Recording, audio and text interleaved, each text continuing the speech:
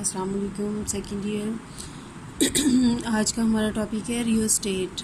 ठीक है, ये बहुत इंपॉर्टेंट टॉपिक है लॉन्ग क्वेश्चन के हिसाब से। रियल स्टेट देखें है क्या चीज़, a wire wound variable resistor है। ठीक है, इस तरह की शक्ल होती है असल में इसकी। ये एक सिलेंडर है, जैसे ये पेंसिल है ना, इस तरह का एक सिलेंडर है, इसके ऊपर एक वायर लपेटी हुई है। ठीक है, आपको याद है कि रेजिस्टेंस जो होती है वो डायरेक्टली प्रोपोर्शनल होती है लेंथ ऑफ द वायर के। तो यहाँ पे ये वायर रैप की हुई है सिलेंडर के ऊपर, और इस वायर की डिफरेंट लेंथ हम यूज़ करके इसको as a variable register use कर सकते हैं। वेरिएबल का मतलब ये होता है ऐसा रजिस्टर जिसकी रेजिस्टेंस की वैल्यू चेंज हो सकती है। वेरी का मतलब होता है चेंज होना। तो फिक्स्ड वैल्यू नहीं है रेजिस्टेंस की जैसे कि कार्बन रजिस्टर्स में थी, बल्कि वैल्यू चेंज की जा सकती है अपनी मर्ज़ी से अकॉर्डिंग टू द नीड कि हम सर्किट में कितनी वैल्यू लगाना चाहते हैं रेजिस्टेंस की। अच्छा, अब इसमें देखें इसके 3 टर्मिनल्स हैं। एक इसका टर्मिनल ए है जो कि फ़िक्स है, एक टर्मिनल बी है, ये भी फ़िक्स है। ठीक है, ये एक वायर के स्टार्ट से लेके वायर के एंड तक ये 2 टर्मिनल्स हैं। ठीक है, थर्ड जो टर्मिनल है ना वो सी जो है वो स्लाइडिंग टर्मिनल है, जो कि इस पूरी वायर के ऊपर आगे पीछे स्लाइड कर सकता है। अब इसकी कंस्ट्रक्शन कैसे होती है कि ये बेयर वायर है, यानी वायर के ऊपर कोई इंसुलेशन नहीं है। तो मैंगनीन वायर है, मैंगनीन एक होता है एलॉय जिसकी बनी हुई है, और जो सिलेंडर है नीचे वो इंसुलेटिंग है।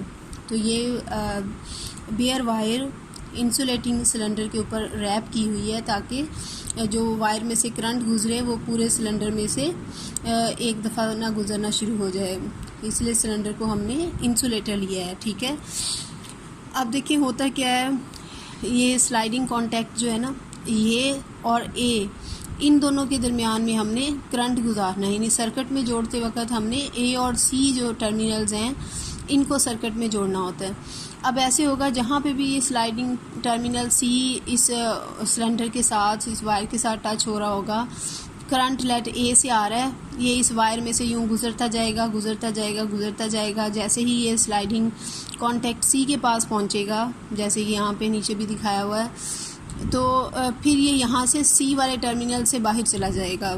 ये जो बाकी वायर है इसकी तरफ करंट नहीं जाएगा क्योंकि इसके आगे कोई बैटरी नहीं लगी हुई। ठीक है, कोई जो है वो लो पोटेंशियल नहीं है इस साइड पे। ठीक है, तो इस तरह जितनी वायर में से करंट गुजरेगा उतनी ही रेजिस्टेंस आ जाएगी करंट के रास्ते में, क्योंकि आपने पढ़ा है अभी पिछले एक टॉपिक में कि resistance is directly proportional to the length of the wire.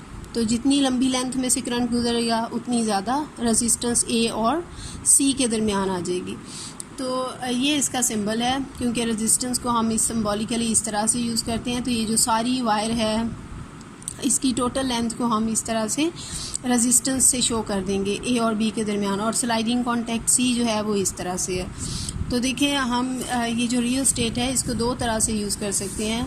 First use है इसका एज अ वेरिएबल रजिस्टर। तो वेरिएबल रजिस्टर यही जो अभी मैंने आपको एक्सप्लेन किया है कि हम इसकी रेजिस्टेंस की वैल्यू चेंज कर सकते हैं। अब देखिए ये जो स्लाइडिंग कॉन्टैक्ट सी है, ये ए और सी के दरमियान जो रेजिस्टेंस है उसे हमने चेंज करना है।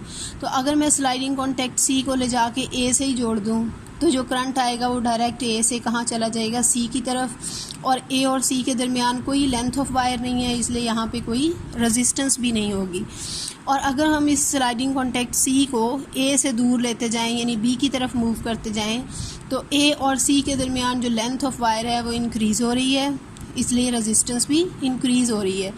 और अगर हम इस स्लाइडिंग कॉन्टैक्ट को ले जाके बी के साथ जोड़ दें तो ये टोटल लेंथ ऑफ वायर जो है ये आ जाएगी इसके रास्ते में। तो इसका मतलब ये है कि रेजिस्टेंस भी मैक्सिमम हो जाएगी। तो let total resistance between A and B is capital R, और जो रेजिस्टेंस है बिटवीन ए एंड सी इसको हम स्मॉल आर से कर देते हैं रिप्रेजेंट। तो जैसे जैसे ये बढ़ेगा ए और सी के दरमियान रेजिस्टेंस या लेंथ ऑफ वायर इंक्रीज़ होगी, वैसे वैसे रेजिस्टेंस भी इंक्रीज़ होगी। तो हम ए से बी की तरफ जब मूव करेंगे इसको, तो रेजिस्टेंस 0 से कैपिटल आर ये हो यहाँ तक वेरी कर सकती है। क्लियर हो गया ये? अच्छा, उसके बाद है कि हम इसको एज अ पोटेंशियल डिवाइडर भी यूज़ कर सकते हैं। अब पोटेंशियल डिवाइडर क्या होता है कि कहीं कहीं पे देखें जो टोटल वोल्टेज आ रहा होता है सर्किट में, हमें वो सारे का सारा किसी अप्लायंस को चलाने के लिए नहीं चाहिए होता, ठीक है, हमें उससे कम वोल्टेज चाहिए। जैसे 220 वोल्ट आ रहा है और हमने कोई ऐसी अप्लायंस चलानी है जिसमें हमें सिर्फ 12 वोल्ट चाहिए, तो हम उसके लिए एक डिवाइस यूज़ कर लेते हैं जिसे हम कहते हैं पोटेंशियल डिवाइडर।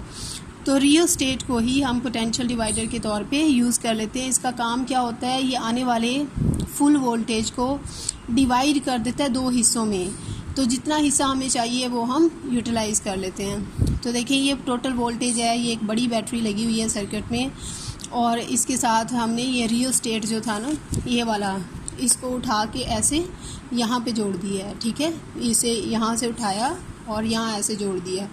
ए और बी जो टर्मिनल्स हैं वो इसके बैटरी के पॉजिटिव और नेगेटिव टर्मिनल से जोड़ दिए हैं, और जो स्लाइडिंग कॉन्टैक्ट सी है वो यहाँ पे है। अब लेट जो हमें वोल्टेज चाहिए वो है जो स्लाइडिंग कॉन्टैक्ट सी और टर्मिनल बी के दरमियान है, इसे हम कह देंगे VBC। तो हम इस VBC को वेरी करना चाह रहे हैं, हम इस टोटल वोल्टेज V को डिवाइड करना चाह रहे हैं 2 हिस्सों में और अपनी मर्ज़ी का VBC लेना चाह रहे हैं। तो आप देखें जो टोटल करंट फ्लो करेगा थ्रू दी सर्किट, A और B के दरमियान जो टोटल रेजिस्टेंस है वो R है, और जो B और C के दरमियान टोटल रेजिस्टेंस है वो स्मॉल r है, ठीक है। तो जो टोटल करंट होगा वो फ्रॉम ओहम्स लॉ V/R होगा, ठीक है। और जो ये पोटेंशियल डिफरेंस है बिटवीन C एंड B, इसको हम कह देंगे VBC, और ये इक्वल होगा फ्रॉम ओहम्स लॉ IR के इक्वल होगा। लेकिन यहाँ पे कौन सी रेजिस्टेंस आएगी, जो इन 2 टर्मिनल्स के दरमियान है, यानी स्मॉल r। तो VBC जो है वो IR के इक्वल है। यहाँ पे हम ये वाली I की वैल्यू यहाँ पे पुट कर सकते हैं, I की जगह हम लिख लें V/R, तो V/R multiplied by small r आ जाएगा, ठीक है। और इसको हम इस तरह भी लिख सकते हैं, ratio of resistance is multiplied by total voltage. अब देखिए यहाँ पे कैपिटल R कांस्टेंट है इस सिचुएशन में, क्योंकि total resistance between A and B जो है उसको हमने कैपिटल R कहा। कैपिटल V भी इस सिचुएशन में कांस्टेंट है, टोटल जो हमने वोल्टेज लिया है वो V है। तो इसका मतलब है VBC जो है वो R के साथ साथ क्या करेगा, वेरी करेगा। जो potential difference between point B and C है, इट इज़ प्रोपोर्शनल टू ये small r resistance between B and C। तो जब हम इस C को B पे जोड़ देंगे तो रेजिस्टेंस R 0, VBC भी 0।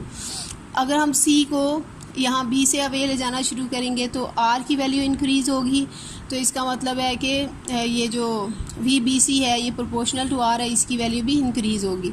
तो जब हम इसे C को B से A की तरफ लेके जा रहे हैं तो स्मॉल r की वैल्यू 0 से कहाँ पहुँच जाएगी, A पे जाके वो टोटल रेजिस्टेंस यानी कैपिटल R के बराबर हो जाएगी। तो VBC की वैल्यू जो है वो 0 से कहाँ पहुँच जाएगी, V तक। यानी हम R को 0 से कैपिटल R तक इंक्रीज़ करके VBC को 0 से कैपिटल V तक चेंज कर सकते हैं, ठीक है। चलिए ये आज का हमारा टॉपिक था। It is very important long question, तो इसे बहुत अच्छे से करना है, कहीं पे कोई समझ ना आए तो पूछ लें। Thank you very much.